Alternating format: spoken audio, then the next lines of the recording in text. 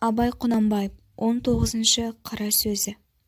Адам ата-анадан туғанда есті болмайды. Естіп, көріп, ұстап, татып ескерсе, дүниедегі жақсы мен жаманды таниды дағы, сондайдан білгені, көргені көп болған адам білімді болады.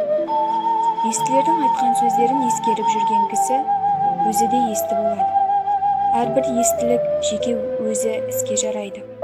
Сол естілерден естіп, білгені жақсы нәрселерін ескерсе, жаман дегеннен сақтанса, сонда іске жарайды. Соны адам десе болады. Мұндай сөзді естіткенде шайқақтап, шалғырттанып не салбырап, салғырттанып естісе, не естікен жерін қайта қайырып сұрап, ұғайын деп тымшынбаса, не сол жерде сөздің расына көзі жетпесе, шыға беріп қайта қалпына кетсе, естіп, есітпей не керек? Осындай сөз танымайтұғын елге сөз айтқанша, өзіңді танитұғын шошқаны баққан жақсы деп бір хакім айтқан екен. Сол секілді сөз болады.